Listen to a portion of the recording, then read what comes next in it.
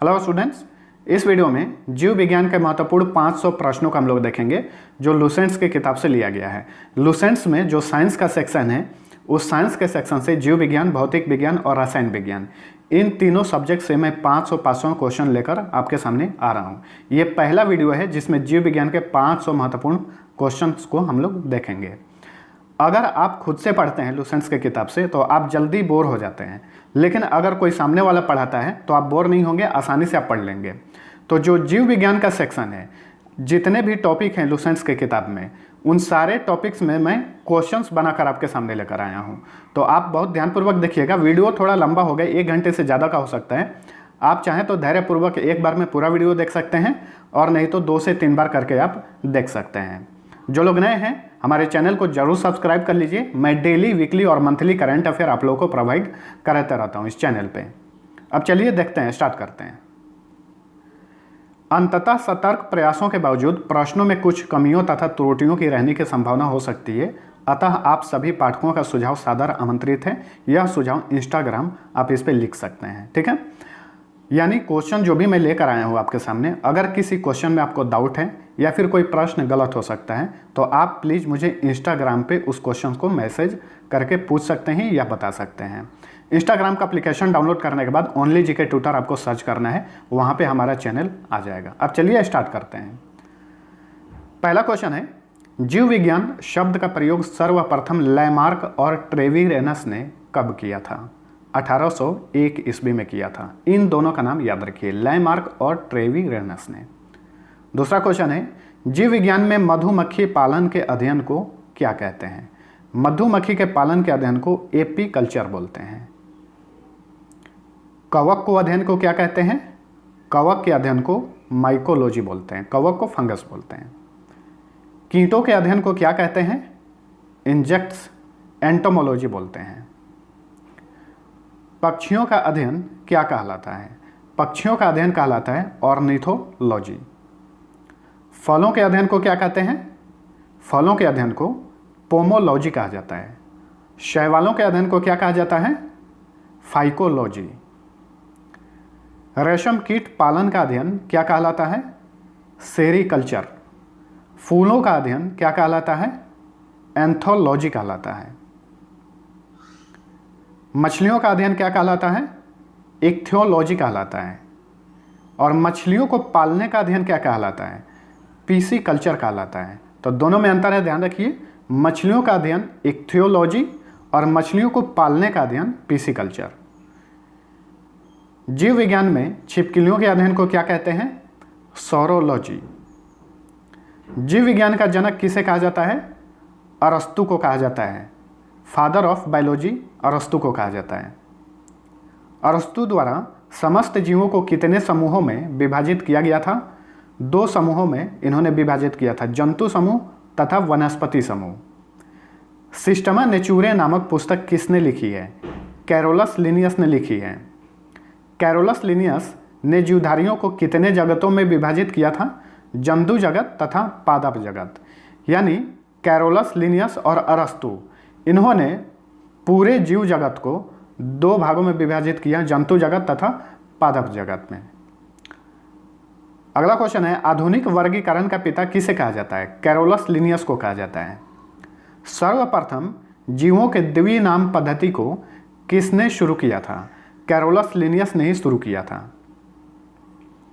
सर्वप्रथम 1969 में जीवों को 5 जगत प्रणाली में किसने वर्गीकृत किया? जैसा कि आप ऊपर पढ़ चुके हैं, कैरोलस लिनियस और अरस्तु ने जीवधारियों को 2 वर्गों में विभाजित किया, लेकिन व्हीटेकर ने इन्होंने 5 जगत में विभाजित किया था पूरे जीवधारियों को: मोनेरा, प्रोटिस्टा, पादप, कवक एवं जंतु। अगला क्वेश्चन है, सभी प्रोकैरियोटिक जीवों को किसके अंतर्गत रखा गया है? प्रोकैरियोटिक जीवों को मोनेरा के अंतर्गत रखा गया है। मनुष्य का वैज्ञानिक नाम क्या है? होमो सेपियंस। मटर का वैज्ञानिक नाम क्या है? Pisum sativum. चना का वैज्ञानिक नाम क्या है? सीसर इरिटिनम। और मेढक का वैज्ञानिक नाम क्या है? राना टिग्रिना। बिल्ली का वैज्ञानिक नाम क्या है? Felis domestica.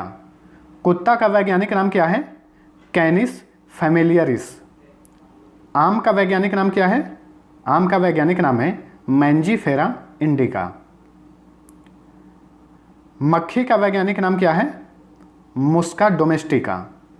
तो इस तरह से हम लोग क्वेश्चन आंसर के माध्यम से अगर पढ़ेंगे, अगर 1 से 2 बार अगर वीडियो रिपीट हो जाता है तो वो चीज़ें आपके दिमाग में आराम से सेट हो जाती हैं। वही आप किताब लेकर बैठिएगा तो आप जल्दी से बोर हो जाइएगा।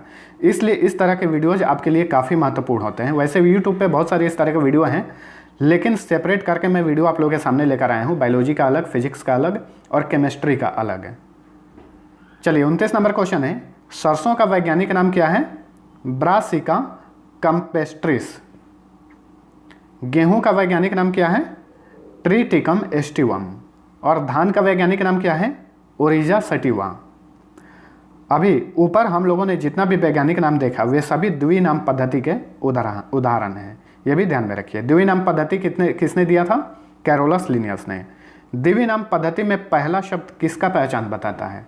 जो पहला शब्द आता है वो वंश का पहचान बताता है, और द्विनाम पद्धति में जो दूसरा शब्द आता है वो जाति का पहचान बताता है। जैसे कि मान के चलते हैं, मनुष्य का वैज्ञानिक नाम है होमो सेपियंस। इसमें होमो जो है वंश का पहचान बता रहा है और सेपियंस जो है जाति का पहचान बता रहा है। कोशिका विज्ञान में जीव द्रव्य यानी प्रोटोप्लाज्म का नामकरण सर्वप्रथम किसने दिया? पुरकिंजे ने दिया था। जीव विज्ञान का भौतिक आधार पर किसको कहा जाता है? जीवन का भौतिक आधार किसको कहा जाता है? जीव द्रव्य को कहा जाता है जीवन का भौतिक आधार।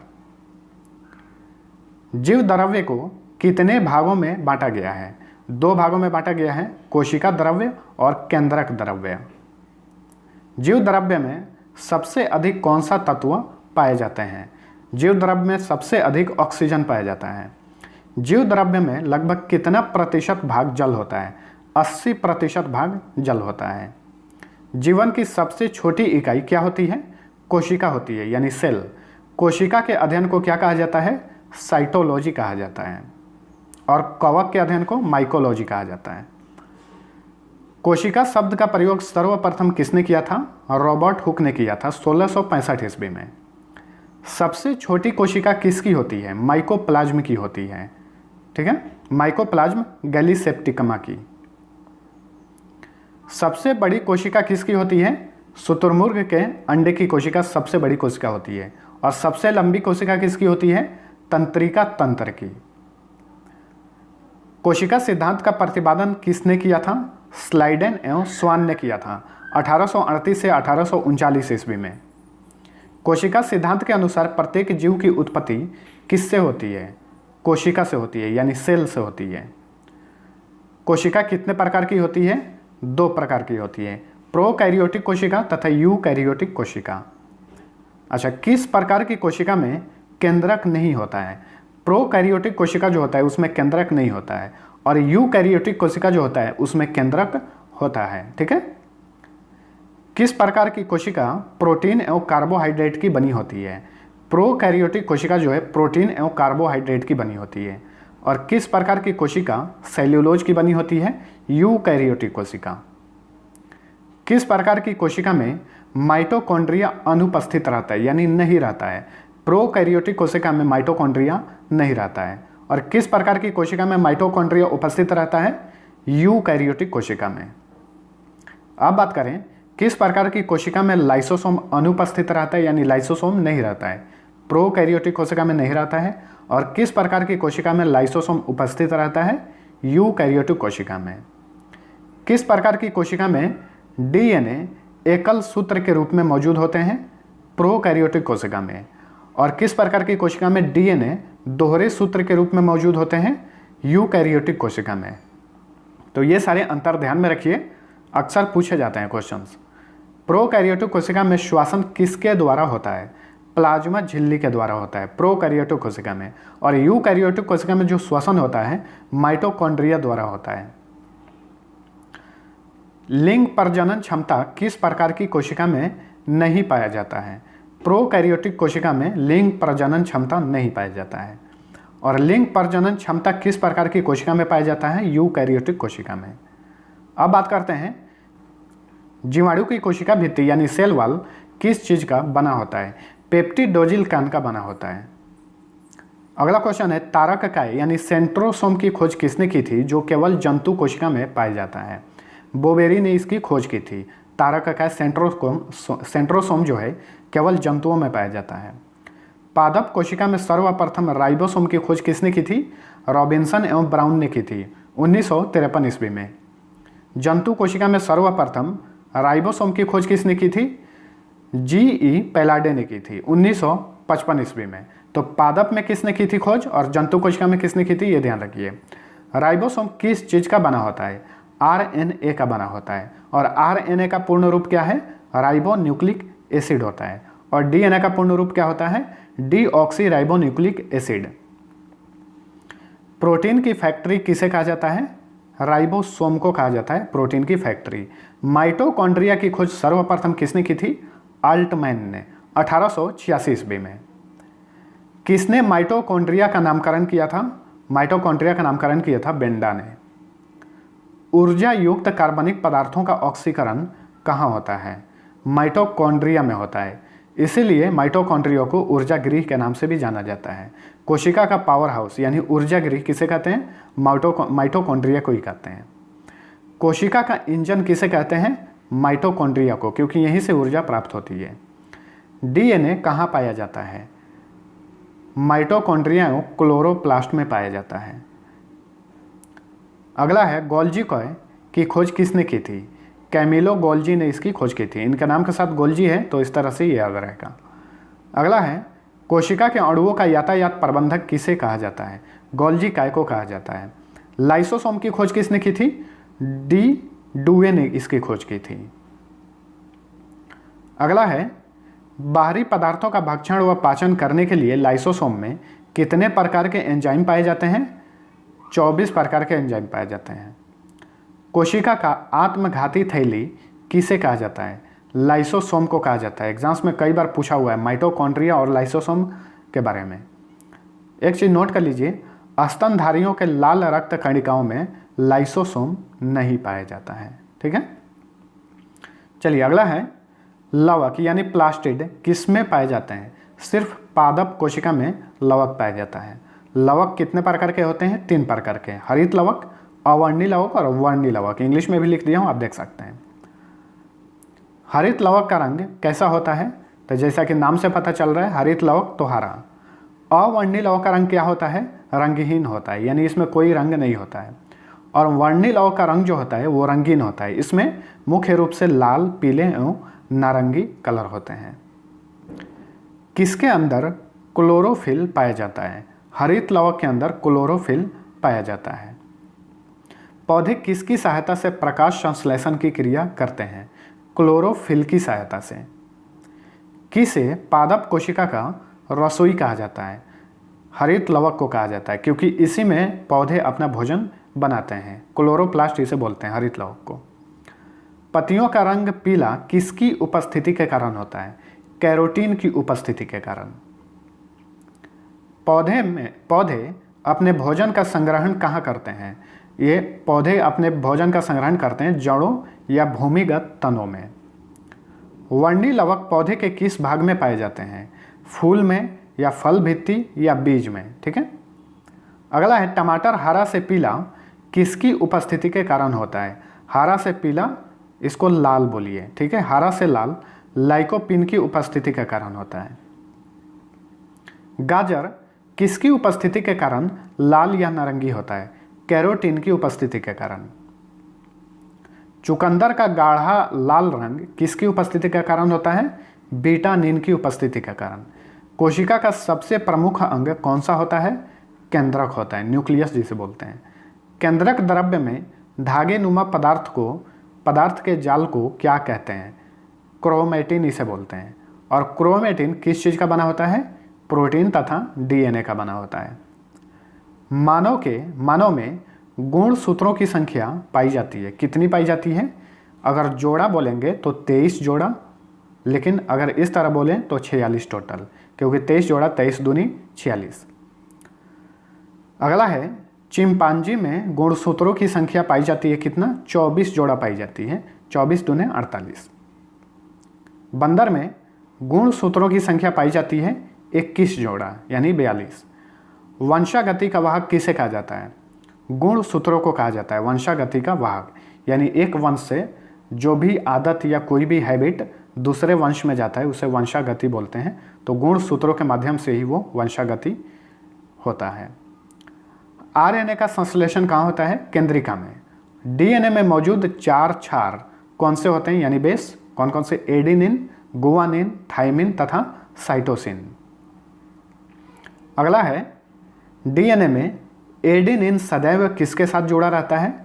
थाइमिन के साथ। और डीएनए में साइटोसिन सदैव किससे जुड़ा रहता है? गुआनिन से। अगला है, डीएनए के डबल हेलिक्स मॉडल का प्रतिपादन किसने किया? डी वाटसन एवं क्रिक ने। अक्सर वाटसन एवं क्रिक ही लिखा रहता है। 1953 ईस्वी में डीएनए के डबल हेलिक्स मॉडल का प्रतिपादन इन्होंने किया था। आरएनए कितने प्रकार के होते हैं? 3 प्रकार के। एक आरएनए, एक टीआरएनए और एक एमआरएनए होता है। राइबोसोम पर बने प्रोटीन के अंतिम क्रिया को क्या कहते हैं? ट्रांसलेशन बोलते हैं इसे। आरएनए में कौन सा क्षार पाया जाता है यानी बेस? यूरेसिल पाया जाता है। किसकी कोशिका में कोशिका भित्ति नहीं पाई जाती है? सेल वॉल नहीं पाई जाती है। जंतु कोशिका में। सेल वॉल सिर्फ पादप कोशिका में पाया जाता है। पादप कोशिका का आकार कैसा होता है? आयताकार होता है। और जंतु कोशिका का आकार कैसा होता है? विरिताकार होता है यानी गोल। किसकी कोशिका में कोशिका भित्ति पाई जाती है? पादप कोशिका में। किसकी कोशिका में लवक पाया जाता है? पादप कोशिका में लवक भी पाया जाता है, सेल वॉल भी पाया जाता है। और किसकी कोशिका में लवक नहीं पाया जाता है? जंतु कोशिका में लवक नहीं पाया जाता है। किसकी कोशिका में तारक इकाई यानी सेंट्रोसोम पाया जाता है? पादप कोशिका में। और किसकी कोशिका में तारक इकाई नहीं पाया जाता है? जंतु कोशिका में। कोशिका विभाजन को सर्वप्रथम किसने देखा था? विरचाउ ने देखा था 1855 ईस्वी में। कोशिका विभाजन मुख्यतः कितने प्रकार के होते हैं? 3 प्रकार के। असूत्री विभाजन, समसूत्री विभाजन तथा अर्धसूत्री विभाजन। हम लोग डिटेल से नहीं पढ़ रहे हैं, हम लोग सिर्फ उसी चीज़ को क्वेश्चन में मैं बना के आपके सामने लेकर आया हूँ ताकि आप 3 वीडियो बनाऊंगा 500 क्वेश्चंस का, रसायन विज्ञान, भौतिक विज्ञान और जीव विज्ञान का। एक वीडियो लगभग 1 घंटे के आसपास रहेगा, 1 घंटा 10 मिनट भी हो सकता है। तो इस तरह से 3.5 घंटे में 3 वीडियो कंप्लीट करा दूंगा जो कि आपके साइंस का पूरा कवर हो जाएगा। अगर इस 3 घंटे का 3 वीडियो अगर आप 2 बार या 3 बार देखते हैं तो 2 बार देखेंगे तो 6 घंटा और 3 बार देखेंगे तो 9 घंटा। अगर आप 15 दिन में भी 9 घंटा समय देकर आप इन वीडियोज़ को देख लेते हैं तो आपका साइंस अच्छा हो जाएगा। इसलिए इन वीडियोज़ को आप ज़रूर देखिए। असूत्री विभाजन किस में होता है? जीवाणु, नील हरित शैवाल, यीस्ट, अमीबा तथा प्रोटोजोआ में। समसूत्री विभाजन किस में होता है? कायिक कोशिका में यानी सोमैटिक सेल में होता है। समसूत्री विभाजन को सर्वप्रथम किसने देखा? वाल्थेर फ्लेमिंग ने देखा था 1879 ईस्वी में। अर्धसूत्री विभाजन की सर्वप्रथम खोज किसने की थी? वीजमैन ने की थी। और अर्धसूत्री विभाजन किन कोशिकाओं में होता है? जनन कोशिकाओं में पाया जाता है। अगला है, समसूत्री विभाजन में एक कोशिका से कितनी कोशिकाओं का निर्माण होता है? तो 2। और अर्धसूत्री विभाजन में एक कोशिका से कितनी कोशिकाओं का निर्माण होता है? 4। ध्यान में रखिए, समसूत्री में 2, अर्धसूत्री में 4। जैव विकास का सिद्धांत सर्वप्रथम किसने दिया था? चार्ल्स डार्विन ने दिया था। मनुष्य में लगभग कितने अवशेषी अंग यानी वेस्टिजियल ऑर्गन पाए जाते हैं? 100 पाए जाते हैं। आनुवांशिकता का पिता किसे कहा जाता है? ग्रेगर जोहान मेंडल को कहा जाता है। आनुवांशिकी संबंधित प्रयोग करने के लिए मेंडल ने सर्वप्रथम किसका इस्तेमाल किया था? मटर के पौधे का इस्तेमाल किया था। महत्वपूर्ण क्वेश्चन है, इस तरह के क्वेश्चन अक्सर पूछे गए हैं। जेनेटिक्स शब्द का प्रयोग सर्वप्रथम किसने किया? डब्ल्यू वाटसन ने किया 1905 ईस्वी में। जीन शब्द का प्रयोग सर्वप्रथम किसने किया? जोहानसन ने किया 1909 ईस्वी में। प्रत्यक्ष रूप से दिखाई देने वाले जीवधारियों के लक्षण को क्या कहते हैं? फिनोटाइप बोलते हैं। मच्छर में गुणसूत्रों की संख्या कितनी होती है? 6 होती है। मटर में गुणसूत्रों की संख्या कितनी होती है? 14। घरेलू मक्खियों में गुणसूत्रों की संख्या कितनी होती है? 12। टमाटर में गुणसूत्रों की संख्या कितनी होती है? 24। मेढक में गुणसूत्रों की संख्या कितनी होती है? 26। इसका PDF नीचे डिस्क्रिप्शन से भी आप डाउनलोड कर सकते हैं। बिल्ली में गुणसूत्रों की संख्या कितनी होती है? 38। आलू में गुणसूत्रों की संख्या कितनी होती है? 48। आलू और तंबाकू में गुणसूत्रों की संख्या जो है समान होती है। अगला है प्याज में गुणसूत्रों की संख्या होती है 16। चूहा में गुणसूत्रों की संख्या होती है 40। अगला है घोड़ा में गुणसूत्रों की संख्या कितनी होती है? 64 होती है। कुत्ता में गुणसूत्रों की संख्या होती है 78। कबूतर में गुणसूत्रों की संख्या कितनी होती है? 80 होती है। टेरिडोकाइट्स में गुणसूत्रों की संख्या कितनी होती है? 1300 से 1600 तक, बहुत ज़्यादा होता है इसमें। गुणसूत्र यानी क्रोमोसोम्स का नामकरण सर्वप्रथम किसने किया? W. वाल्टेयर ने किया था। गुणसूत्र में पाए जाने वाले पदार्थों को क्या कहते हैं? तो गुणसूत्र में जो पदार्थ पाए जाते हैं उसे जीनोम बोलते हैं। एस बेंजर द्वारा जीन के कार्य करने की इकाई को क्या कहा जाता है? सिस्ट्रॉन कहा जाता है। DNA पॉलीमरेज नामक एंजाइम की खोज सर्वप्रथम किसने की? आर्थर कॉर्नबर्ग ने की थी। कॉर्नबर्ग ने 1962 ईस्वी में। विभिन्न प्रकार के पेड़ पौधे तथा उनके क्रियाकलापों के अध्ययन को क्या कहते हैं? बोटानी बोलते हैं। किस प्रकार के शैवाल को अंतरिक्ष यान के केबिन के हौज में उगाकर अंतरिक्ष यात्री प्रोटीन युक्त भोजन, जल और ऑक्सीजन प्राप्त कर सकते हैं? क्लोरेला। निषेचन के समय स्त्री का X और पुरुष का X मिलने पर क्या होता है? लड़की पैदा होती है। और निषेचन के समय स्त्री का X और पुरुष का Y मिलता है तो लड़का पैदा होता है। किसका गुणसूत्र संतान में लिंग निर्धारण के लिए उत्तरदायी होता है? पुरुष का। पुरुष में कौन सा गुणसूत्र पाया जाता है? X और Y पाया जाता है। और महिलाओं में गुणसूत्र जो पाया जाता है वो XX होता है। कवक की कोशिका भित्ति किस चीज़ की बनी होती है? काइटिन की। सफ़ेद रस्ट नामक रोग किस में होता है? सरसों में होता है। रोग से क्वेश्चन अक्सर पूछे जाते हैं एग्जाम्स में। नारियल के किस भाग को हम लोग खाते हैं? भ्रूण भाग को हम लोग खाते हैं। पारिस्थितिक तंत्र के 2 अवयव कौन से हैं? जैविक एवं अजैविक। रक्तचाप किस यंत्र से मापा जाता है? एस्फाइग्नोमैनोमीटर से मापा जाता है। बेरी रोग किस विटामिन के कमी के कारण होता है? विटामिन B1 की कमी से बेरी रोग होता है। विटामिन B1 को क्या बोलते हैं? रासायनिक नाम थायमिन। शरीर में लोहा की कमी से कौन सा रोग होता है? एनीमिया रोग होता है। अच्छा, शरीर में लोहा की कमी किस चीज़ को खाने से दूर होती है? पालक। सबसे अधिक जो लोहा पाया जाता है पालक में पाया जाता है। कौन सा पौधा कीट खाता है? Pitcher plant. पेप्सिन प्रोटीन को किस में बदल देता है? तो पेप्सिन जो है प्रोटीन को पॉलीपेप्टाइड में बदल देता है। तंबाकू में मौजूद विषैले पदार्थ को क्या कहते हैं? निकोटीन। अगला क्वेश्चन है, नदियों, तालाबों आदि में पाए जाने वाले जलीय हरे पौधे को क्या कहा जाता है? शैवाल। नीली क्रांति किससे संबंधित है? मछली उत्पादन से संबंधित है नीली क्रांति। और श्वेत क्रांति दूध से संबंधित है। दूध में पाई जाने वाली शर्करा का क्या नाम है? लैक्टोज। BCG का टीका कौन से रोग से बचाव के लिए लगाया जाता है? यक्ष्मा रोग या TB बोलिए, ट्यूबरकुलोसिस। इसको रोकने के लिए BCG का टीका दिया जाता है। पेडियाट्रिक्स किसके अध्ययन से संबंधित है? शिशु रोग से संबंधित है पेडियाट्रिक्स। चिकित्सा शास्त्र का जनक किसे माना जाता है? हिप्पोक्रेटस को। अगला है, किस ग्रंथि को आपातकालीन ग्रंथि भी कहा जाता है? एड्रिनल ग्रंथि या अधिविरिक ग्रंथि से बोलिए। हृदय और फेफड़ों की गति सुनने के लिए किस यंत्र का प्रयोग किया जाता है? स्टेथोस्कोप का इस्तेमाल किया जाता है। एक पीढ़ी से दूसरी पीढ़ी में आनुवंशिक सूचना का स्थानांतरण किसके द्वारा किया जाता है? DNA के माध्यम से। अगला है, पाचक एंजाइम में पेप्सिन कहाँ उत्पन्न होता है? पेप्सिन जो उत्पन्न होता है छोटी आंत में।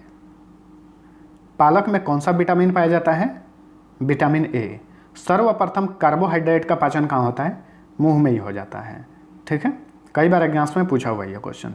सुक्रोज में क्या होता है? ग्लूकोज और फ्रक्टोज होता है। मानव शरीर का सामान्य तापक्रम कितना होता है?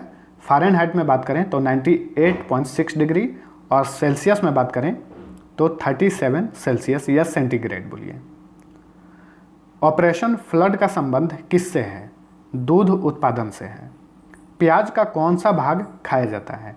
प्याज का हम लोग तना भाग खाते हैं। मियादी बुखार से प्रभावित अंग कौन सा है? आंत है, इंटेस्टाइन। मानव शरीर में निमोनिया से प्रभावित होने वाला अंग कौन सा है? फेफड़ा है। पृथ्वी पर सबसे बड़ा बच्चा पैदा करने वाला स्तनधारी प्राणी कौन सा है? नीला व्हेल है। गाय के घी में पीलापन किसके कारण होता है? कैरोटीन के कारण होता है। या फिर गाय का दूध का थोड़ा सा पीलापन बोलिए, या फिर गाय के घी में पीलापन कैरोटीन की उपस्थिति के कारण होता है। RH फैक्टर के खोजकर्ता कौन थे? लैंडस्टीनर और वीनर। कौन सी मछली बिना शल्क वाली होती है? कैटफिश। किस पौधे में फूल नहीं होता है? फर्न पौधे में फूल नहीं होता है। अच्छा, रक्त का शुद्धिकरण कहाँ पर होता है? किडनी में होता है। धन्वंतरी पुरस्कार किस क्षेत्र में दिया जाता है? चिकित्सा के क्षेत्र में दिया जाता है धन्वंतरी पुरस्कार। मानव शरीर की सबसे बड़ी अंतःस्रावी ग्रंथि कौन सी है? अंतःस्रावी, ध्यान रखिए, थायराइड ग्रंथि है। अगर अंतःस्रावी नहीं पूछ के सिर्फ पूछे मानव शरीर की सबसे बड़ी ग्रंथि कौन है, तो वो है लीवर यानी यकृत। रेबीज के इलाज की खोज किसने की थी? लुई पाश्चर ने की थी।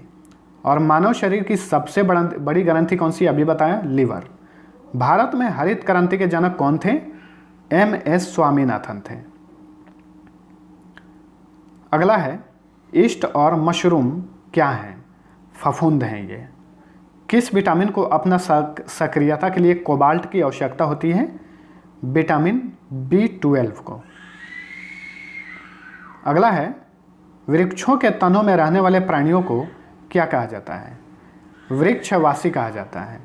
201 नंबर क्वेश्चन, यूकैरियोटिक सेल में प्लाज्मा झिल्ली किससे बनी होती है? फॉस्फोलिपिड से बनी होती है।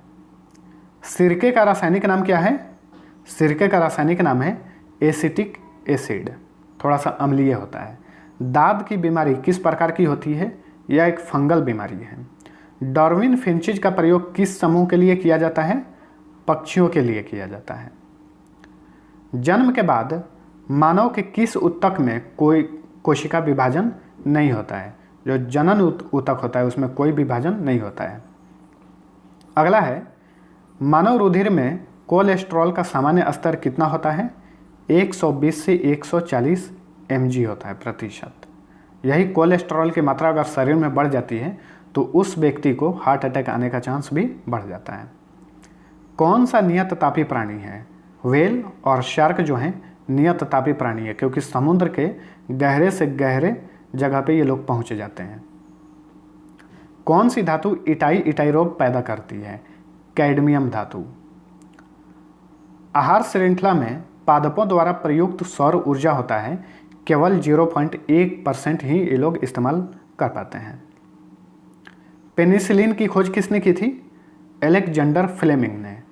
धनिया में उपयोगी अंश होता है कौन सा? पत्ता और सूखा फल जो होता है वही उपयोगी अंश है। किस पादप को शाकीय भारतीय डॉक्टर कहते हैं? नीम को। मानव रुधिर का pH मान कितना होता है? 7.4। कौन सा भाग हाथी के गजदंत के रूप में बदलता है? दूसरा कीर्तंक जो है वो हाथी का गजदंत होता है, यानी जो दांत हम लोग देखते हैं वो हाथी का दूसरा कीर्तंक है। लार किसके पाचन में मदद करती है? स्टार्च के पाचन। मानव शरीर की सबसे लंबी हड्डी कौन सी है? फीमर। और फीमर हड्डी टांग में होती है। रेड डाटा बुक उन जातियों के बारे में जानकारी देता है जो संकटापन है, यानी संकटापन मतलब है बट वो जल्दी ही खत्म हो जाएंगे। सबसे छोटा पक्षी कौन सा है? Humming bird. श्वेत फुफ्फुस रोग पाया जाता है? पीड़क नाशक उद्योग के कर्मचारियों में श्वेत फुफ्फुस रोग पाया जाता है। जलीय जीवों को जीवित रहने के लिए अपेक्षित अनुकूलतम घुली हुई ऑक्सीजन का स्तर कितना होता है? 5 Hg पर 6 लीटर में 5 mg होता है। अगला है, शिकार परभक्षियों या बाधाओं का पता लगाने के लिए चमगादड़ अथवा डॉल्फिन किस परिघटना का प्रयोग करते हैं? प्रतिध्वनि निर्धारण का इस्तेमाल ये लोग करते हैं, यानी ये लोग एक आवाज़ छोड़ते हैं और वही आवाज़ रिटर्न आता है। इससे ये लोग किसी भी चीज़ का पता कर पाते हैं, क्योंकि चमगादड़ को नहीं दिखता है, वो आवाज़ के माध्यम से ही अपनी स्थिति पहचान करता है। आभासी फल का एक उदाहरण क्या है? टमाटर एक आभासी फल है। मनुष्य में समान रुधिर शर्करा स्तर प्रति 100 ml रुधिर कितना होता है? 80 से 100 mg तक होता है। सबसे अधिक अस्थायी पारिस्थितिक तंत्र कौन सा है? महासागर है, क्योंकि जो भी पृथ्वी है या फिर जो भी स्थल है वो इधर उधर खिसकते रहता है, लेकिन महासागर जो है वो खिसकता नहीं है, वो सबसे अस्थायी पारिस्थितिक तंत्र माना जाता है। सामान्यतः निषेचन कहाँ होता है? डिंब वाहिनी नली में होता है निषेचन। और फलों के मीठे स्वाद का कारण क्या है? क्योंकि उसमें फ्रक्टोज मौजूद रहता है। मीना माता रोग किसके कारण होता है? पारा के कारण होता है। कंडरा जोड़ता है किस चीज़ को? पेशी हड्डी को जोड़ता है, कंडरा। अगला है, यदि विश्व के सभी पादप मर जाते हैं तो सभी पशु भी इसकी कमी के कारण मर जाएंगे। ऑक्सीजन की कमी हो जाएगी, क्योंकि पेड़ पौधे जो हैं वही ऑक्सीजन पैदा करते हैं। अगला है, क्लोरिनन क्या है? दूषित जल में क्लोराइड को थोड़ी मात्रा में मिलाना। जीवाणुओं की वृद्धि किसके द्वारा मापी जाती है? रुधिर कोशिका मापी के द्वारा, हेमासाइटोमीटर से। स्तनधारी जीव के शरीर में यूरिया कहाँ बनता है? यकृत में बनता है, यानी इसे लीवर बोलते हैं इंग्लिश में। किस धातु द्वारा जल के प्रदूषण को साफ करने में बायोफिल्टर के रूप में पाइला ग्लोबोसा प्रयुक्त किया जाता है? कैडमियम द्वारा। कार्बोहाइड्रेट किसके यौगिक हैं? कार्बन, ऑक्सीजन और हाइड्रोजन के यौगिक को कार्बोहाइड्रेट कहा जाता है। गलगंड यानी घेंघा, इनको प्रभावित करने वाली बीमारी है। किसको? थायराइड ग्रंथि को। और थायराइड ग्रंथि जो है मनुष्य के गर्दन में पाया जाता है, और जिस व्यक्ति को थायराइड ग्रंथि जो है प्रभावित होती है उसका गर्दन फूल जाता है मोटा, आप लोग देखे होइएगा, उसे घेंघा बोलते हैं। मलेरिया रोग का संक्रामक चरण कौन सा है? बीजाणु जो होता है। अगला है, काष्ठ यानी लकड़ी से प्राप्त पायरोलिग्नियस अम्ल में होता है, क्या होता है? 10% इसमें एसिटिक अम्ल पाया जाता है। ध्रुवीय भालू में अक्सर कौन सी बीमारी होती है? टाइप 2 का मधुमेह इसमें पाया जाता है। मधुमेह के टाइप बहुत सारे हैं, तो इसमें टाइप 2 का मधुमेह पाया जाता है ध्रुवीय भालू में। वायु प्रदूषण के फलस्वरूप लोगों को फुफ्फुस कैंसर से अधिक मरने वाला रोग कौन है? वात स्फीति, एम्फाइसेमा। अगला है, गेहूं, जौ, नींबू, नारंगी, राई और बाजरा संबंधित हैं। 2 पादप परिवारों से ये लोग संबंधित हैं। हरित ग्रंथियां किससे संबंधित हैं? उत्सर्जन से। किस प्रक्रिया द्वारा श्वसन के दौरान गैसें रुधिर में प्रवेश करती हैं और फिर उसे छोड़ती है? विसरण। मृदा की लवणता मापी जाती है चालकता मापी से। कौन सा एक कवकी रोग है? दाद या खुजली जो है ये कवकी रोग है। चेचक, जिसे हम चिकन पॉक्स भी बोलते हैं, किसके द्वारा पैदा होता है? वेरियोला विषाणु द्वारा। विषाणु मतलब वायरस। अगला है, वह औषधि कौन सी है जो दुश्चिंता को कम करती है और शांति प्रदान करती है? इसे प्रशांतक बोलते हैं, ट्रैंक्विलाइजर। वह वर्णक कौन सा है जो वनस्पति को पैराबैंगनी किरणों के दुष्प्रभाव से बचाता है? फाइकोसाइनिन। ग्लाइकोजिन, स्टार्च तथा सेलुलोज किसके बहुलक हैं? ग्लूकोज के बहुलक हैं। किसे काली मौत के नाम से जाना जाता है? प्लेग को। भारत में उर्वरक का पहला कारखाना कहाँ लगाया गया था? सिंदरी में लगाया गया था। सिंदरी झारखंड में है। जब आंख में धूल पड़ जाती है तो उसका कौन सा भाग सूजकर लाल हो जाता है? दृढ़ पतल, सॉलिडरिटी। पतियों के हुए छिद्र क्या कहलाते हैं जिनसे समय समय पर द्रव जल का रिसाव होता है? एस्टोमेटा बोलते हैं इसे। नाशक जीव और परभक्षी के बीच प्राकृतिक संतुलन बनाए रखने के लिए किसका प्रयोग करना चाहिए? जैविक नियंत्रण का इस्तेमाल करना चाहिए। अगला है, किसी बच्चे में लिंग का निर्धारण कब होता है? अंडाणु और शुक्राणु निषेचन के समय में लिंग निर्धारण हो जाता है। कौन सा विटामिन वसा में घुलनशील है? वसा में जो घुलनशील विटामिन है उसका नाम है DEKA। और कौन सा विटामिन जल में घुलनशील है? B तथा C। इसका एक ट्रिक है, जैसे कि KEDA, इसे ऐसे लिखते हैं KEDA विटामिन, तो इसे कीड़ा बोलते हैं। मतलब याद करने का ये ट्रिक है, एक कीड़ा जो है वसा में घुलनशील है और बाकी जो बच गए वे जल में घुलनशील हैं। अगला है, पचे हुए खाने में मौजूद विषैले पदार्थ का कौन सा अंग चूषण करता है? वृक्क। DDT क्या है? DDT जो है एक कीटनाशी है। रक्त का कौन सा अवयव शरीर के अंगों को ऑक्सीजन पहुंचाता है? लाल रक्त कोशिका। जब आप शकरकंद खाते हैं तब आप क्या खाते हैं? उसका जड़ या मूल बोलिए। रक्त वर्गों की खोज किसने की थी? लैंड स्टीनर ने 1900 ईस्वी में ब्लड ग्रुप की खोज इन्होंने की थी। अगला है, जख्मों के शीघ्र भरने में सहायक होने वाले विटामिन का क्या नाम है? Vitamin C। अगला है, नर तथा मादा के स्कूल में अलग से बढ़ते हैं? खीरा। यहाँ पे स्कूल नहीं होगा, ठीक है, कुल होगा। नर तथा मादा की कुल में, यानी उसके खानदान में अलग से बढ़ते हैं खीरा। लाल रक्त की कणिका निर्माण होती है अस्थि मज्जा में। गेहूं के फसल को सबसे अधिक हानि पहुंचाने वाली बीमारी कौन सी है? ढीला स्मट। तो बीमारियों से क्वेश्चन पूछे जाते हैं अक्सर। रुधिर वर्ग AB वाला दाता खून दे सकता है उस व्यक्ति को जिसका रुधिर वर्ग है A और V, यानी ब्लड ग्रुप। AB वाला AB वाले को दे सकता है। शरीर में ऊतकों का निर्माण किससे होता है? प्रोटीन से ऊतकों का निर्माण होता है। ऊंट का कुबड़ होता है संयोजी ऊतक होता है। मधुमक्खी कॉलोनी के सदस्य एक दूसरे को किस प्रकार पहचानते हैं? गंध से। मधुमक्खियों में एक रानी होती है जो आगे आगे चलती है, गंध छोड़ती है, जिससे कि पीछे की मधुमक्खियां उसके गंध के सूंघकर उसके पीछे चलते रहती हैं। 270 है, मनुष्य के जीवन काल में कितने दांत 2 बार विकसित होते हैं? 20 दांत। मनुष्य के कपाल में कितनी अस्थियां होती है? 8 अस्थियां होती है, यानी हड्डियां। डॉक्टर हरगोविंद खुराना को किस आविष्कार के लिए नोबेल से सम्मानित किया गया था? ये भारत के जीन के संश्लेषण के लिए इन्हें नोबेल पुरस्कार मिल चुका है। अगला है, संसार का सबसे बड़ा पुष्प का क्या नाम है? रेफ्लेसिया इसका नाम है। सर्वदाता का रक्त ग्रुप क्या होता है? O होता है। सबसे लंबा जीवित वृक्ष कौन सा है? सिकुआ या सखुआ बोलिए। डॉल्फिन मछली वर्गीकृत किए जाते हैं, तो डॉल्फिन मछली को स्तनपायी जानवर में वर्गीकृत किया जाता है। डॉल्फिन हुआ या चमगादड़ हुआ, ये स्तनपायी जानवर हैं। जब हम बकरी या भेड़ का मांस खाते हैं तब हम क्या हैं? द्वितीयक उपभोक्ता हम लोग कहलाते हैं। दूध की शुद्धता की जांच किस यंत्र से की जाती है? लैक्टोमीटर से। मानव शरीर में पाचन का अधिकांश भाग किस अंग में संपन्न होता है? छोटी आंत में। यानी हम लोग जब भी भोजन खाते हैं तो सबसे अधिक समय तक भोजन जो है छोटी आंत में ही रहता है। एड्स का पूरा नाम क्या है? Acquired immune deficiency syndrome.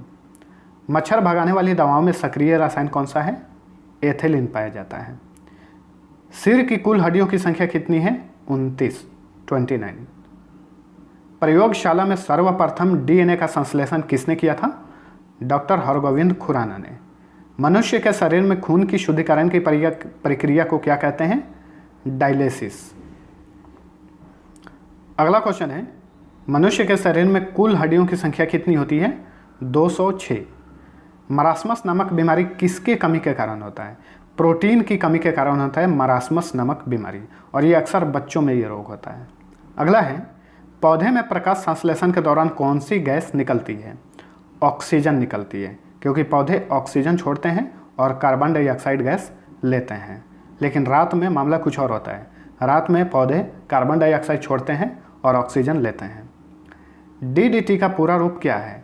Dichloro diphenyl trichloroethane. किस ग्रंथि को मास्टर ग्रंथि भी कहा जाता है? पिट्यूटरी ग्लैंड को, या पीयूष ग्रंथि बोलिए हिंदी में। दिन में मनुष्य औसतन कितनी बार सांस लेता है? 22,000 बार सांस लेता है। अगला है, बाल्य अवस्था में कुल हड्डियों की संख्या कितनी होती है? 208 होती है और युवा अवस्था में 206। पसलियों की कुल हड्डियों की संख्या कितनी होती है? 24। मांसपेशियों में मुख्यतः कौन सी प्रोटीन पाई जाती है? मायोपिन। अगला है, डेंगू ज्वर किसके द्वारा फैलता है? एडिस मच्छर द्वारा फैलता है। चमगादड़ किस प्रकार का प्राणी है? स्तनधारी है, ऊपर बता चुका हूँ। मानव शरीर के किस भाग में सबसे मजबूत मांसपेशी पाई जाती है? जबड़ों में पाई जाती है। सर्वग्राही वह व्यक्ति होता है जिसका रक्त समूह होता है AB। अगला क्वेश्चन है, अफीम पौधे के किस भाग से बनता है? फूल से बनता है। कौन सी ग्रंथि आंसू स्रावित करती है? आँख में लैक्रिमल जो ग्रंथि होती है उसी से आंसू स्रावित होता है। अगला है, मूंगफली में सर्वाधिक कौन सा विटामिन पाया जाता है? Vitamin B1।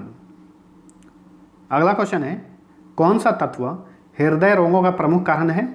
कोलेस्ट्रॉल। प्रोटीन है एक, क्या है? पॉलीपेप्टाइड्स है। रानीखेत रोग किससे संबंधित है?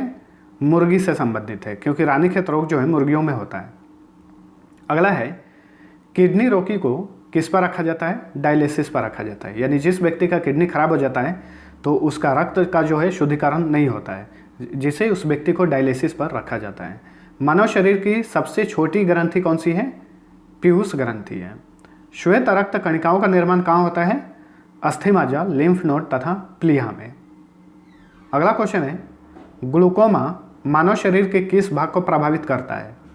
आँख को प्रभावित करता है। अगला है, भोजन का पाचन कहाँ से प्रारंभ होता है? मुख से, यानी मुंह से ही प्रारंभ हो जाता है। मलेरिया उपचार हेतु कुनैन कहाँ से प्राप्त किया जाता है? सिनकोना से। टिबिया नामक हड्डी कहाँ पाई जाती है? टिबिया नामक हड्डी जो है टांग में पाई जाती है। अगला क्वेश्चन है, कौन शीत रक्त जानवर है? छिपकली। दूध से मक्खन निकालने पर दूध का घनत्व क्या होगा? मक्खन निकालने पर उसका घनत्व जो है बढ़ जाएगा। एस्कॉर्बिक अम्ल यानी एस्कॉर्बिक एसिड सबसे ज़्यादा किस में पाया जाता है? आंवला में पाया जाता है। इसलिए कहा जाता है विटामिन C सबसे अधिक आंवला में ही पाया जाता है। उत्तक क्या है?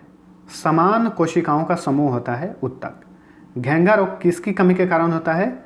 आयोडीन की कमी के कारण। आइसक्रीम में रवा बनाने से बचने के लिए क्या मिलाया जाता है? जिलेटिन मिलाया जाता है आइसक्रीम में। अगला क्वेश्चन है, पनीर उदाहरण है। पनीर क्या है? जैल का उदाहरण है।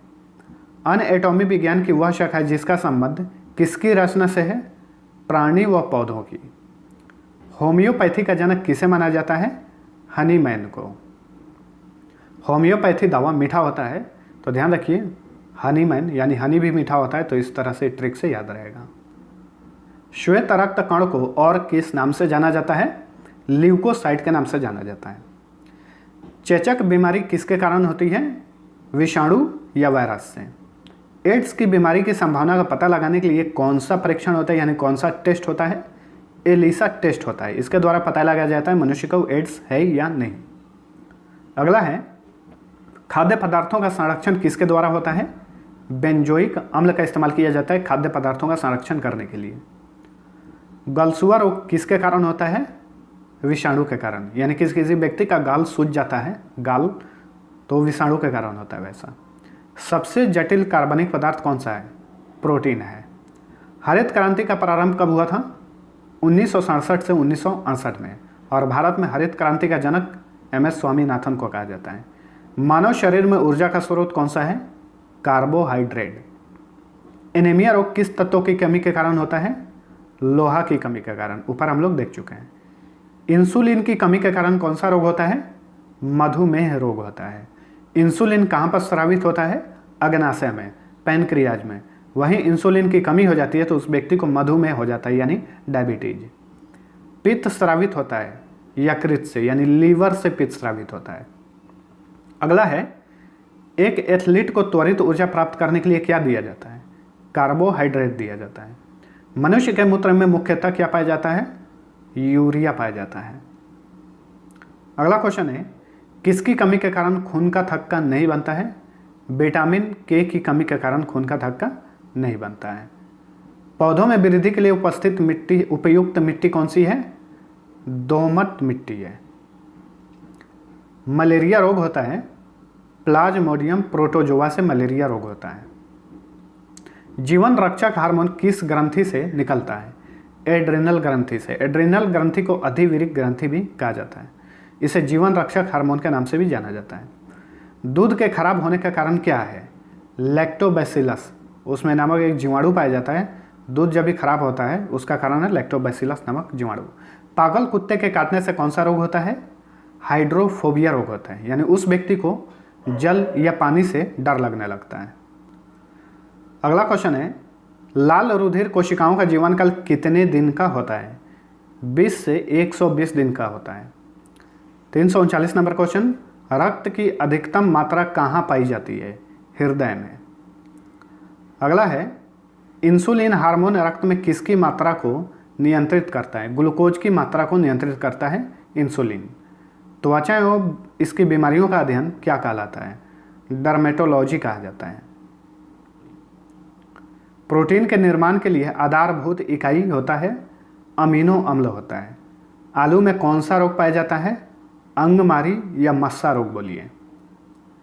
गन्ने में कौन सा रोग पाया जाता है? लाल अपक्षय, रेड रॉट। मूंगफली में कौन सा रोग पाया जाता है? टिक्का रोग। और धान में कौन सा रोग पाया जाता है? भूरी अर्ज चित्ती। जीवाणु की खोज सर्वप्रथम किसने की थी? ल्यूएनहॉक ने की थी। और जीवाणु का नामकरण सर्वप्रथम किसने किया? एहरनबर्ग ने। ध्यान रखिए, खोज सर्वप्रथम ल्यूएनहॉक ने की थी और सर्वप्रथम इसका नामकरण किया एहरनबर्ग ने। सर्वप्रथम कॉलरा तथा तपेदिक यानी टीबी के जीवाणुओं की खोज किसने की थी?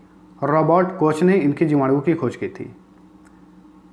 रेबीज के टीके की खोज किसने की? लुई पास्चर ने। और दूध के पास्चुराइजेशन की खोज किसने की थी? लुई पास्चर ने। इन्हीं के नाम पर पास्चुराइजेशन नाम इसका रखा गया है।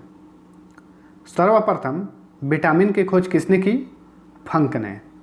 विटामिन डी की खोज किसने की? हॉकिंस ने। विटामिन ए और बी की खोज किसने की थी? मैकुलन ने। स्ट्रेप्टोमाइसिन की खोज किसने की थी? बॉम्समैन ने। सर्वप्रथम एंटीजन की खोज किसने की थी? लैंडस्टीनर ने।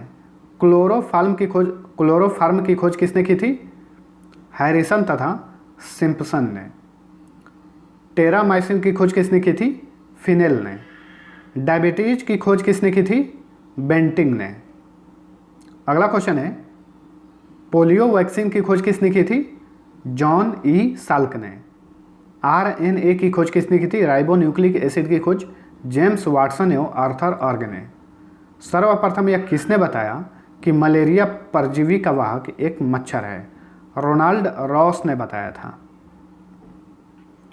अगला क्वेश्चन है, विटामिन सी की खोज किसने की थी? होलकट ने। हृदय प्रत्यारोपण की खोज किसने की थी? क्रिश्चियन बर्नार्ड ने। गर्भ निरोधक गोलियों की खोज किसने की थी? पिनकस ने। और इंसुलिन की खोज किसने की थी? बेंटिंग ने इसकी खोज की थी। चेचक के टीके की खोज किसने की थी? एडवर्ड जेनर ने की थी। बीसीजी की खोज किसने की थी? यूरिन काल्मेट ने इसकी खोज की थी। दलहन पौधे की जड़ों में कौन सा जीवाणु रहता है जो वायुमंडल में नाइट्रोजन लेता है? राइजोबियम नामक जीवाणु। अगला है, चर्म उद्योग में चमड़ों से बाल और वसा को हटाने की विधि को क्या कहते हैं? टैनिंग बोलते हैं। और शरीर में सबसे मजबूत तत्व कौन सा पाया जाता है? एनामेल, जो कि दांत में पाया जाता है। शरीर के अंदर प्रति सेकंड लगभग कितनी कोशिकाएं नष्ट होती हैं? 1.5 करोड़ कोशिकाएं प्रति सेकंड नष्ट होती हैं। अगला है, मनुष्य के गुर्दे का भार लगभग कितना होता है?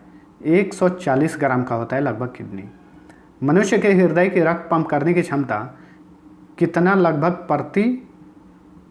लीटर प्रति मिनट होती है? 4.5 लीटर प्रति मिनट। छोटी आंत लगभग कितनी मीटर लंबी होती है? 7 मीटर लंबी होती है लगभग।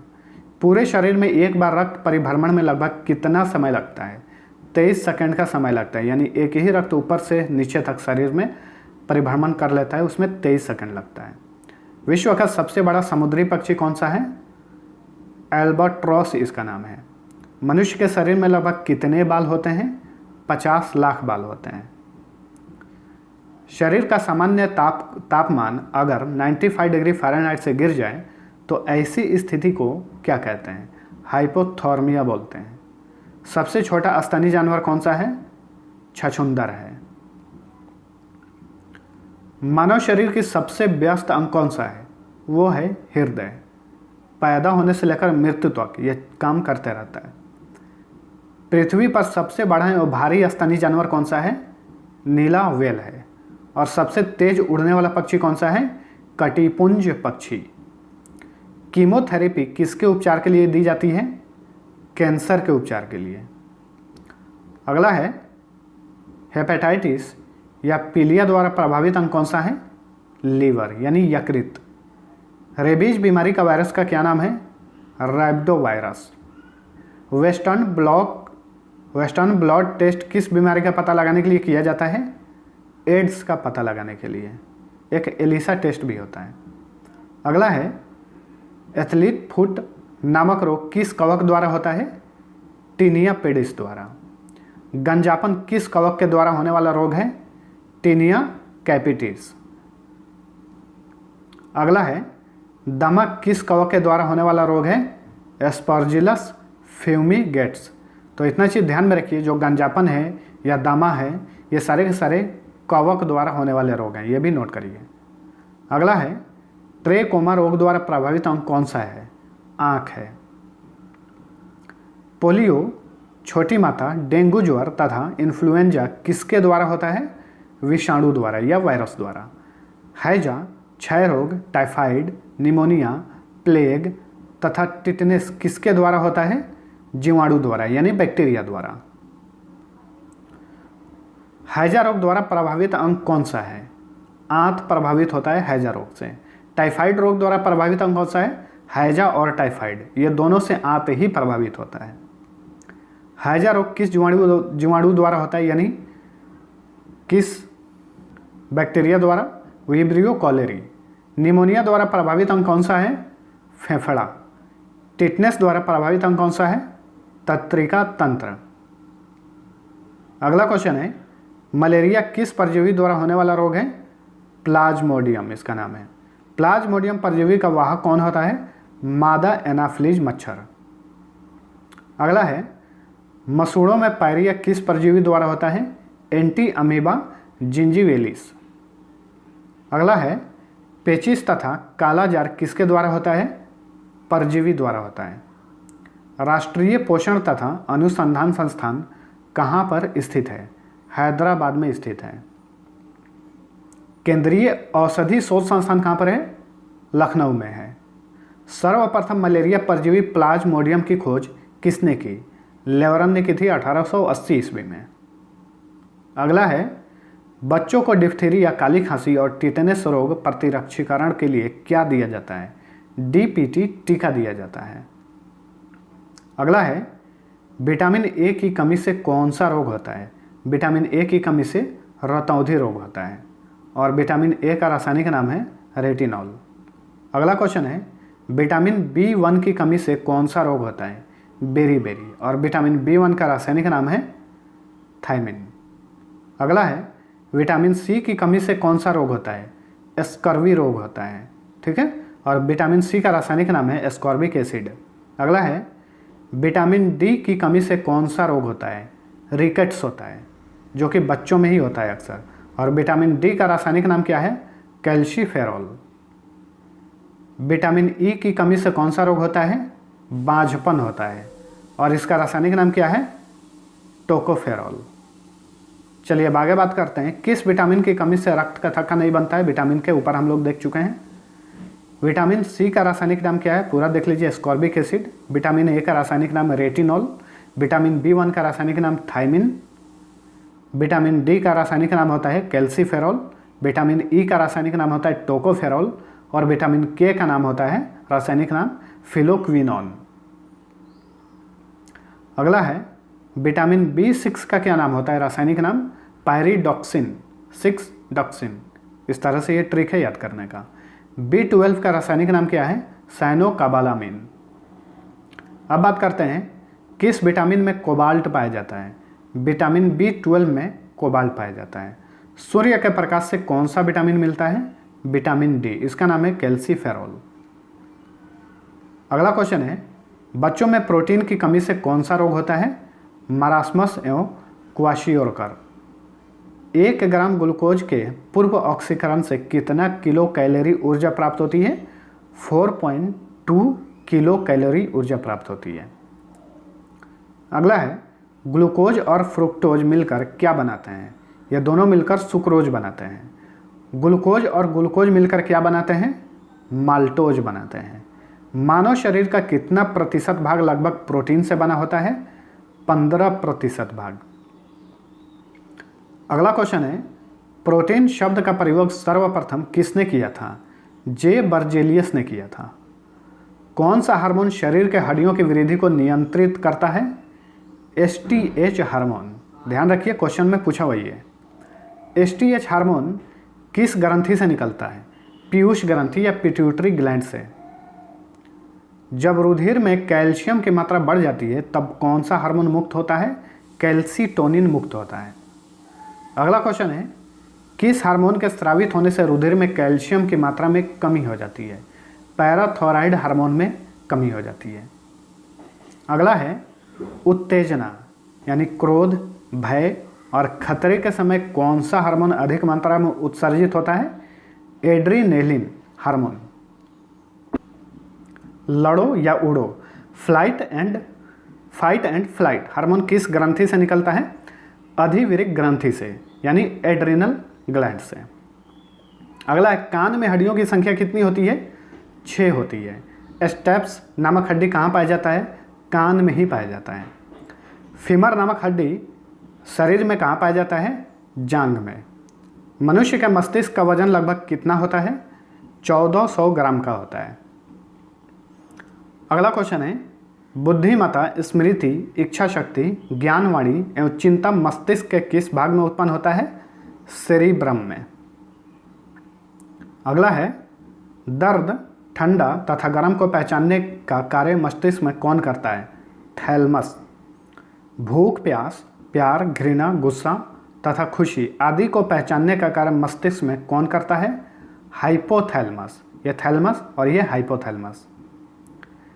मस्तिष्क के सबसे पीछे वाले भाग में होता है मॉड्यूला ओब्लांगेटा एवं सेरिबेलम। मस्तिष्क के अग्र भाग में होता है थैलमस एवं हाइपोथैलेमस। ध्यान में रखिएगा। टाइलिन नामक एंजाइम किस में पाया जाता है? लार में पाया जाता है। पेप्सिन एवं रेनिन नामक एंजाइम किस में पाया जाता है? जठर रस या अमाशय बोलिए। ट्रिप्सिन, एमाइलेज तथा लाइपेज नामक एंजाइम किस में पाया जाता है? अग्नाशय में। अगला है इरेप्सिन, माल्टेज, लैक्टोज तथा सुक्रोज। माल्टोज, लैक्टोज तथा सुक्रोज नामक एंजाइम किस में पाया जाता है? आंत में पाया जाता है, इंटेस्टाइन में। ट्रिप्सिन नामक एंजाइम प्रोटीन को किस में बदलता है? तो ट्रिप्सिन नामक एंजाइम प्रोटीन को पॉलीपेप्टाइड्स में बदलता है। अगला है पेप्सिन नामक एंजाइम प्रोटीन को किस में बदलता है? पेप्टोन्स में बदलता है। और इरेप्सिन नामक एंजाइम जो है प्रोटीन को अमीनो अम्ल में बदल देता है। अगला है टाइलिन नामक एंजाइम मंड को किस में बदलता है? मंड को माल्टोज में बदल देता है। और हृदय से शरीर की ओर रक्त ले जाने वाली रक्त वाहिनी को क्या कहते हैं? धमनी बोलते हैं। हृदय से पूरे शरीर की ओर ले जाता है धमनी। और पूरे शरीर से जो हृदय की ओर रक्त ले जाने का काम करता है उसका नाम है शीरा। आगे बात करते हैं हमारे आहार में ऊर्जा का प्रमुख स्रोत होता है कार्बोहाइड्रेट और वसा। अगला है BCG का टीका किस लिए दिया जाता है? टीबी से बचाने के लिए। ऊपर हम लोग देख चुके हैं। अगला है गहरे तले हुए खाद्य पदार्थों में प्रचुर मात्रा में होता है क्या? वसा पाया जाता है। बेरियम मील का उपयोग किस लिए किया जाता है? आहार नली का एक्सरे के लिए बेरियम मील का इस्तेमाल किया जाता है। अगला है एवियन इन्फ्लुएंजा विषाणु को किससे निरूपित किया जाता है? H5Ni से। अगला है, किस धातु की कमी से एनीमिया रोग होता है? लोहा। सीमेंट और अस्थियां दोनों में विद्यमान तत्व कौन सा है? कैल्शियम पाया जाता है सीमेंट और अस्थियों में। अगला क्वेश्चन है, किसमें अधिक मात्रा में लौह पाया जाता है? हरी सब्जियों में पाया जाता है और उसमें सबसे अधिक पालक में। हृदय की धड़कन को नियंत्रित करने के लिए कौन सा खनिज आवश्यक है? पोटेशियम। दूध में क्या नहीं पाया जाता है? दूध में विटामिन नहीं पाया जाता है, ध्यान रखिए। अगला क्वेश्चन है, मछलियों के तेल में किस विटामिन की प्रचुरता होती है? Vitamin D. दांतों से खून का गिरना किस विटामिन की कमी से होता है? विटामिन सी की कमी से। शरीर में किस से ऊर्जा प्राप्त नहीं होती?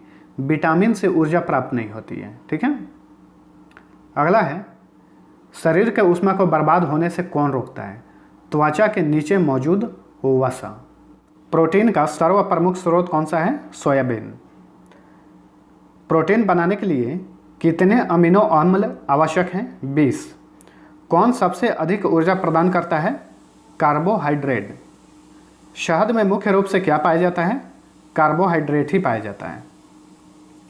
गाय के दूध का रंग थोड़ा पीला किसकी मौजूदगी के कारण होता है? कैरोटीन, ऊपर हम लोग देख चुके हैं। शरीर के विषैले अपशिष्ट पदार्थों के निष्कासन यानी उत्सर्जन कौन सा अंग करता है? किडनी, लीवर, त्वचा तथा फेफड़ा, ये सभी करते हैं।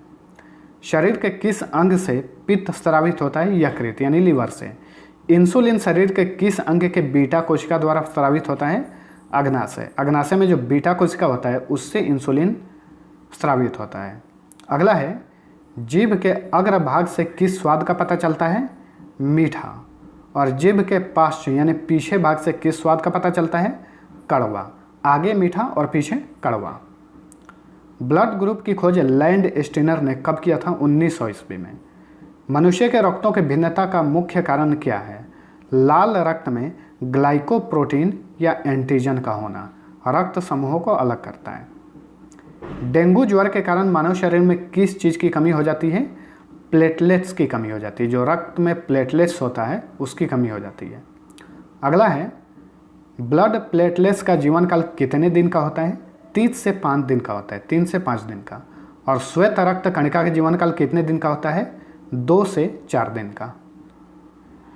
श्वेत रक्त कणिका की मृत्यु कहाँ पर होती है? रक्त में ही हो जाती है। लाल रक्त कणिका की मृत्यु कहाँ पर होती है? प्लीहा एवं यकृत में। अगला है, श्वेत रक्त कणिका का मुख्य कार्य क्या है? रोगों के संक्रमण से बचाना। रक्त का लाल रंग क्यों होता है? हीमोग्लोबिन के कारण। और हीमोग्लोबिन में कौन सा धातु पाया जाता है? लोहा पाया जाता है। मानव शरीर में रक्त की मात्रा शरीर के भार का लगभग कितना प्रतिशत होता है? 7% होता है। अगला क्वेश्चन है, रक्त का पीएच मान कितना होता है? ऊपर हम लोग देख चुके हैं 7.4 जो कि क्षारीय होता है। मान के चलते हैं ये स्केल है पीएच मान का और यहाँ पे 0 है, बीच में 7 रहता है। 7 से नीचे जाइए तो अम्लीय होगा और 7 से ऊपर जाइए तो क्षारीय होगा। अगला क्वेश्चन है, रक्त का लगभग कितना प्रतिशत भाग प्लाज्मा का होता है? 55 से 60% भाग जो है प्लाज्मा का ही होता है। प्लाज्मा में 90% भाग क्या होता है? जल होता है। रक्त में 55 से 60% प्लाज्मा और प्लाज्मा में 90% भाग जल। मानव शरीर में मांसपेशियों की संख्या कितनी होती है? 639 होती है कुल मांसपेशियों की संख्या। स्तनधारी वर्ग में रक्त का सबसे अधिक तापमान किसका होता है? बकरी का होता है, 39 डिग्री सेंटीग्रेड। अगला है, वह पक्षी जो उड़ नहीं सकता। कीवी एवं एमू। भारत का सबसे बड़ा चिड़ियाघर कहाँ पर है? अलीपुर में है, जो कि कोलकाता में है। अगला है, कौन सा एक सामाजिक जंतु है जो श्रम विभाजन प्रदर्शित करता है? चींटी। चींटियाँ जो है आपस में काम विभाजन का काम करती हैं, यानी अलग अलग चींटियों को काम दिया जाता है। प्रोटोजोआ में कितनी कोशिका पाई जाती है? 1। विश्व का सबसे छोटा पुष्प का क्या नाम है? वुल्फिया। और विश्व का सबसे बड़ा पुष्प का नाम रेफ्लेसिया। अगला है, विश्व की सबसे बड़ी पत्ती वाला पौधा कौन सा है? Victoria regia. विश्व का सबसे लंबा वृक्ष कौन सा है? सिकुआ। लौंग पौधे का कौन सा भाग होता है? फूल होता है। पौधे की पत्तियों द्वारा बनाए गए भोजन को पौधे के अन्य भागों में पहुंचाने का कार्य कौन करता है? फ्लोएम करता है। और पौधे में जल एवं खनिज लवणों का संवहन कौन करता है? जाइलम। चलिए और भी एक्स्ट्रा क्वेश्चन है, देख लीजिए। पत्तियों में कौन सा तत्व सबसे अधिक मात्रा में पाया जाता है? मैग्नीशियम पाया जाता है। कच्चे फलों को पकाने के लिए क्या इस्तेमाल किया जाता है? एथिलीन का इस्तेमाल किया जाता है। धान में खैरा रोग किस तत्व की कमी के कारण होता है? जस्ता की कमी के कारण। अगला है, आम एवं बैंगन में लिटिल लीफ नामक रोग किस तत्व की कमी से होता है? जस्ता की कमी से। आलू में ब्लैक हट रोग किसकी कमी के कारण होता है?